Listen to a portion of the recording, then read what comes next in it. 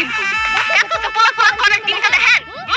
এসব টাকা সনে পোলা না যখন বাপমা উড়ায় যায় না বিয়ে রাখা যায় লাস কর তুমি না জনগণের মধ্যে বাইরে মুখ করেন কিন্তু সামারে আল্লাহর কাছে শুকরিয়া করেন যে আপনার মতো মানুষের নাম কবরে বেস্ট একদম লেখা রাখছে দিন দিন আমার বাপ আপনি তোকে একটা কান্দের মধ্যে বহায় রাখছস তুই আমার কান্দে তোকে একটা বইয়া রইছে কতক্ষণ পর চুল ধরে টানে আর গরম পানি ছাড়ে তুই বেস্টের কথা কস আমারে